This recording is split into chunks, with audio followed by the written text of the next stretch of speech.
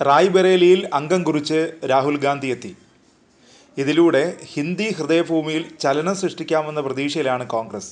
പാർട്ടിക്കും ഇന്ത്യ മുന്നണിക്കും രാഹുലിൻ്റെ സ്ഥാനാർത്ഥിത്വം ഒരുപോലെ ശക്തി പകരുമെന്നാണ് നേതാക്കളുടെയും പ്രവർത്തകരുടെയും വിശ്വാസം. എന്നാൽ ഇപ്പോൾ ഇടുത്തി പോലെ ആ വാർത്തയും എത്തിയിരിക്കുന്നു.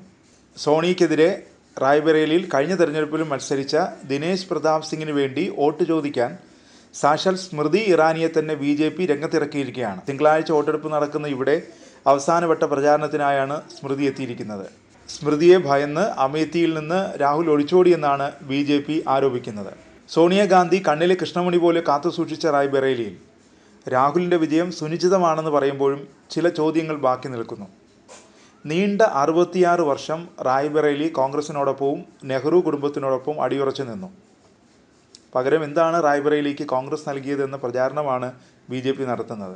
കഴിഞ്ഞ തെരഞ്ഞെടുപ്പിൽ ഉത്തർപ്രദേശിൽ മത്സരിച്ച മറ്റ് മുഴുവൻ സീറ്റുകളിലും കോൺഗ്രസ് തോറ്റപ്പോഴും റായ്ബറേലി കോൺഗ്രസിനെ കൈവിട്ടില്ല. നെഹ്റു കുടുംബത്തിലെ സോണിയാഗാന്ധിയെ തന്നെ ആ വർഷവും റായ്ബറേലിയിൽ ജനങ്ങൾ തെരഞ്ഞെടുത്തു. എന്നാൽ ഈ വർഷം റായ്ബറേലിയും തങ്ങളെ തുണയ്ക്കില്ല എന്ന തോന്നലിലാകാം മത്സരത്തിനില്ലെന്ന് സോണിയാഗാന്ധി നേരത്തെ തന്നെ പ്രഖ്യാപിച്ചത്. എന്നാൽ ഇത്രയും വർഷം കോൺഗ്രസിനൊപ്പം നിന്ന റായ്ബറേലിയെ കൈവിട്ടാൽ അത് രാജ്യത്ത് മൊത്തം കോൺഗ്രസിന് മോശം പ്രതിച്ഛായ ഉണ്ടാക്കുമെന്നറിയാവുന്ന കോൺഗ്രസ് നേതൃത്വം ഒടുവിൽ രാഹുൽ ഗാന്ധിയെ അവസാന പരീക്ഷണത്തിനായി റായ്ബറേലിയിൽ നിയോഗിക്കുകയായിരുന്നു. പക്ഷേ മുൻ തവണകളെ അപേക്ഷിച്ച് ഇത്തവണ കോൺഗ്രസിനും നെഹ്റു കുടുംബത്തിനും അത്ര എളുപ്പമല്ല കാര്യങ്ങൾ. കോൺഗ്രസിനെ കൈവിട്ട് BJPയെ സ്വീകരിച്ചതോടെ മുമ്പ് നെഹ്റു കുടുംബം ആധിപത്യം പുലർത്തിയിരുന്ന അമേത്തിയിലുണ്ടായ മാറ്റങ്ങൾ അത്ഭുതപ്പെടുത്തുന്നതാണ്. അമേത്തിയിലെ പുരോഗതി റായ്ബറേലിയും കണ്ടുകൊണ്ടിരിക്കുകയാണ്. 66 വർഷം കോൺഗ്രസ് ഭരിച്ചിട്ടും നടപ്പിലാക്കാൻ കഴിയാത്ത വികസനവും പുരോഗതിയും കേവലം 5 വർഷം കൊണ്ട് BJP നടപ്പാക്കി കാണിക്കുമ്പോൾ റായ്ബറേലിയിലെ ജനങ്ങളും ഇത്തവണ മാറി ചിന്തിക്കുമെന്ന് തന്നെയാണ് കരുതുന്നത്. അങ്ങനെ ചിന്തിക്കാൻ റായ്ബറേലിയിലെ ജനങ്ങൾക്ക് കഴിയുമോ? മുൻകാലത്തേക്കൊന്ന് തിരിഞ്ഞു നടക്കാം. 66 വർഷം റായ്ബറേലിയിൽ എന്ത് നടന്നു? റായ്ബറേലിയിലെ കോൺഗ്രസിൻ്റെ ആധിപത്യം ആരംഭിക്കുന്നത് 1952-ലാണ്.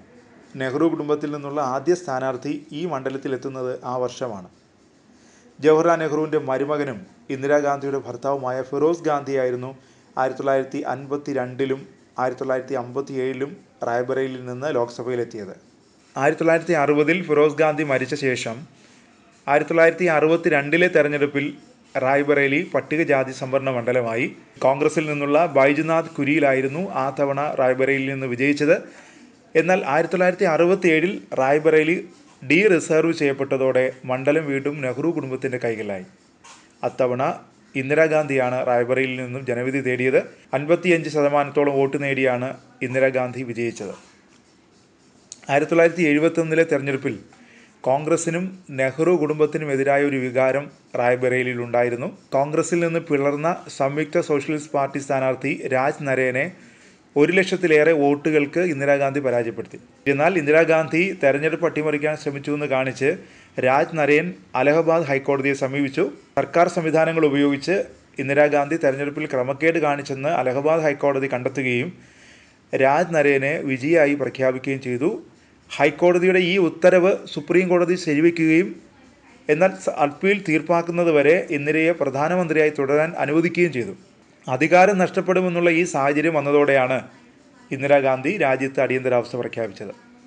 21 മാസം നീണ്ടുനിന്ന അടിയന്തരാവസ്ഥ രാജ്യത്തെ ജനജീവിതം ദുസ്സഹമാക്കി. രാജ്യം മുഴുവൻ ഇന്ദിരാഗാന്ധിക്കെതിരായ വികാരം അലയടിച്ചു.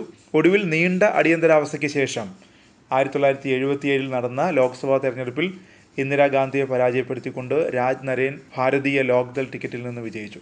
അങ്ങനെ ആദ്യമായി റായ്ബറേലിയിൽ ഒരു കോൺഗ്രസ് ഇതര സ്ഥാനാർത്ഥി വിജയിച്ചു. എന്നാൽ ഏതാനും വർഷങ്ങൾക്കുള്ളിൽ ജനതാ പാർട്ടി സർക്കാരിനെ തകർക്കാൻ കോൺഗ്രസിനായി. തുടർന്ന് 1980-ൽ നടന്ന തെരഞ്ഞെടുപ്പിൽ റായ്ബറേലിയെ മാത്രം വിശ്വസിച്ച് മുന്നോട്ട് പോകാൻ കഴിയില്ലെന്ന് കണക്കാക്കിയ ഇന്ദിരാഗാന്ധി ആന്ധ്രാപ്രദേശിലെ മേദക്കിൽ നിന്നും റായ്ബറേലിയിൽ നിന്നും മത്സരിച്ചു.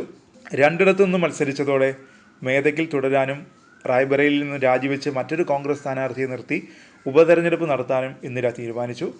ഇന്ദിരയുടെ ബന്ധുവും രാജീവിൻ്റെ അടുത്ത അനുയായിയുമായ അരുൺ നെഹ്റു ആയിരുന്നു റായ്ബറേലിയിൽ നിന്നും വിജയം കൈവരിച്ചത്. 1985-ൽ ഇന്ദിരാഗാന്ധി വധത്തിന് ശേഷം 1989-ൽ നടന്ന തെരഞ്ഞെടുപ്പിൽ റായ്ബറേലിയിൽ നിയോഗിക്കപ്പെട്ടത് ഇന്ദിരാഗാന്ധിയുടെ മാതാവ് കമല നെഹ്റുവിൻ്റെ സഹോദരി ഭാര്യയായ ഷീല കൗളായിരുന്നു. 2 തെരഞ്ഞെടുപ്പുകളിൽ ഷീല കൗൾ റായ്ബറേലിയിൽ നിന്ന് വിജയിച്ചു. എന്നാൽ അടുത്ത തെരഞ്ഞെടുപ്പിൽ റായ്ബറേലി BJPക്കൊപ്പം നിന്നു. തങ്ങളുടെ പരമ്പരാഗത മണ്ഡലമായ റായ്ബറേലി കൈവിട്ടുപോയത് കോൺഗ്രസിന് വലിയ ആഘാതമായിരുന്നു. 1998 രാജീവ് ഗാന്ധിയുടെ മരണശേഷം ഭാര്യ സോണിയ ഗാന്ധി കോൺഗ്രസിന്റെ അധികാരം ഏറ്റെടുത്തതോടെ സോണിയയുടെ വിശ്വസ്ത സഹായിയായ സതീഷ് ശർമ്മയ്ക്കായിരുന്നു റായ്ബറേലി നൽകിയത്. 2004 സോണിയാഗാന്ധി തെരഞ്ഞെടുപ്പിൽ മത്സരിക്കാൻ തീരുമാനിച്ചതോടെ മണ്ഡലം വീണ്ടും നെഹ്റു കുടുംബത്തിൻ്റെ ആധിപത്യത്തിലായി. 2004 മുതൽ 2019 വരെയുള്ള കാലയളവിൽ 5 തെരഞ്ഞെടുപ്പുകളാണ് റായ്ബറേലിയിൽ നടന്നത്. 5 തവണയും സോണിയാഗാന്ധി തന്നെ വിജയിച്ചു. 2024 തെരഞ്ഞെടുപ്പ് വരുമ്പോൾ രാഹുൽ ഗാന്ധിയാണ് റായ്ബറേലിയിൽ നിന്നും കോൺഗ്രസിനായി ജനവിധി തേടുന്നത്. കഴിഞ്ഞ തവണ സോണിയാഗാന്ധിക്കെതിരെ 3.65 ലക്ഷം വോട്ടുകൾ നേടിയ ഉത്തർപ്രദേശ് സർക്കാരിലെ ഹോർട്ടിക്കൾച്ചർ മന്ത്രി ദിനേശ് പ്രതാപ് സിംഗ് ആണ് നിലവിലെ തെരഞ്ഞെടുപ്പിൽ റായ്ബറേലിയിലെ BJP സ്ഥാനാർത്ഥി. റായ്ബറേലിയിലെ 33,000-ഓളം കുടുംബങ്ങൾ ഇപ്പോഴും ദാരിദ്ര്യരേഖയ്ക്ക് താഴെയുള്ളവരാണ്. നല്ല റോഡുകളോ വീടുകളോ എന്തിനേറെ പല പ്രദേശങ്ങളിലും വൈദ്യുതി പോലും റായ്ബറേലിയിലെ ജനതയ്ക്ക് സ്വപ്നം മാത്രമാണ്. നിലവാരമുള്ള വിദ്യാഭ്യാസ സ്ഥാപനങ്ങളുടെ കാര്യത്തിലും സാക്ഷരതാ നിരക്കിൻ്റെ കാര്യത്തിലും ഇന്നും ഉത്തർപ്രദേശിലെ പല ജില്ലകളെക്കാളും താഴെയാണ് റായ്ബറേലി. കോൺഗ്രസിൻ്റെ BJP മണ്ഡലമായ റായ്ബറേലിയിൽ 66 വർഷത്തോളം ഭരിച്ചിട്ടും ഇന്നേ വരെ ഒരു ഗവൺമെൻറ് മെഡിക്കൽ കോളേജ് പോലും ഈ ജില്ലയിലില്ല എന്നുള്ളത് റായ്ബറേലിയുടെ യഥാർത്ഥ അവസ്ഥ തുറന്നു കാട്ടുന്നുണ്ട്. അടിസ്ഥാന സൗകര്യങ്ങളോ ചികിത്സാ സൗകര്യങ്ങളോ ജലസേന സൗകര്യങ്ങളോ നിലവാരമുള്ള വിദ്യാഭ്യാസ സ്ഥാപനങ്ങളോ വൈദ്യുതിയോ പോലുമില്ല. മാത്രമല്ല തൊഴിൽ രഹിതരായ ധാരാളം യുവാക്കളും ഇവിടെയുണ്ടെന്നുള്ളതാണ് യാഥാർത്ഥ്യം. നെഹ്റു കുടുംബത്തിൻ്റെ ഈ VIP മണ്ഡലത്തിൻ്റെ അവസ്ഥ ഇതാണ്.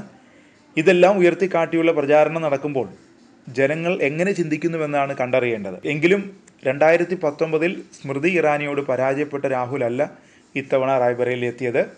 കന്യാകുമാരി മുതൽ കശ്മീർ വരെ നടന്നും അനുഭവങ്ങൾ ഏറ്റുവാങ്ങിയും ജനങ്ങളോട് ഇടപഴകിയുമാണ് രാഹുൽ റായ്ബറേലിയിലെ ജനങ്ങൾക്ക് മുന്നിലെത്തിയത്. തുടർച്ചയായ തെരഞ്ഞെടുപ്പ് തോൽവികളിൽ തകർന്നിരിക്കുന്ന കോൺഗ്രസ് പ്രവർത്തകർക്ക് ജോഡോ യാത്ര നൽകിയ ഊർജ്ജം ചില്ലറയല്ല.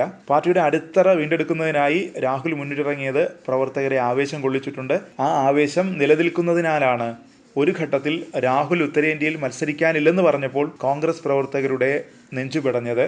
2019 തോറ്റപ്പോഴും അമേഠിയുമായുള്ള തൻ്റെ ബന്ധം വേർപെടുത്താനാകില്ലെന്ന് രാഹുൽ പറഞ്ഞിരുന്നു. രാഹുൽ ഗാന്ധിയുടെ റായ്ബറേലിയുടെ മത്സരം എന്തൊക്കെ ചലനങ്ങൾ ഉത്തരേന്ത്യൻ രാഷ്ട്രീയത്തിൽ സൃഷ്ടിക്കുമെന്നറിയാൻ ജൂൺ 4 വരെ കാത്തിരിക്കേണ്ടി വരും.